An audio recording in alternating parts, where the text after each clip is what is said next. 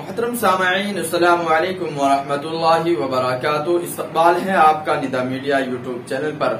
ناظرین، سارے کے ذہن میں ایک ہی بات چل رہی ہے، کیا شہاب چتور کی واپسی پھر کیرلا ہوگی یا پھر وہ آگے حج کو بڑھ پائیں گے؟ ناظرین، آج اسی پر خلاصہ کروں گا۔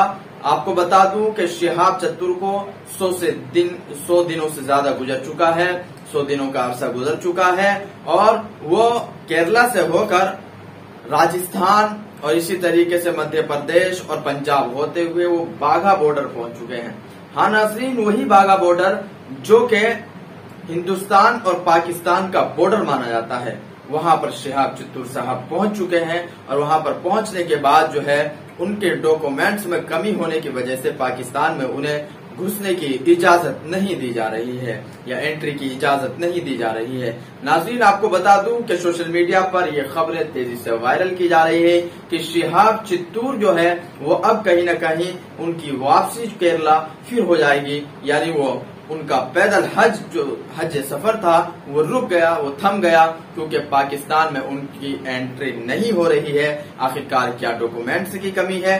وہ انہوں نے پورے ڈاکومنٹس لیے اور پورے ڈاکومنٹس کی اور پوری تیاری کے ساتھ وہ پیدل حج پر سفر کرنے کو نکلے تھے۔ لیکن ناظرین، یہ بہت بڑی سوچنے والی خبر ہے کہ آخرکار ایسا کیوں ہوا۔ بہت کم کی خبر ہے کہ شہاب چتور نے ایک محنت کی اور کافی محنتوں کے بعد، کافی کوششوں کے بعد وہ پاکستان بارڈر پر پہنچے، اور پاکستان بارڈر پر پہنچنے کے بعد پاکستان سرکار جو ہے ان کو روکنے کی کوشش کر رہی ہے۔ ناظرین، آخرکار کیا بات ہے کہ شہاب چتور کی انٹری وہاں پر نہیں ہو رہی ہے؟ بہت جلد خبر کھل کر سامنے آئے گی کہ آخرکار شہاب چتور نے کیا انٹری وہاں پر کر دی ہے، کیونکہ ابھی ڈاکومنٹس کی تیاریاں چل رہی ہے۔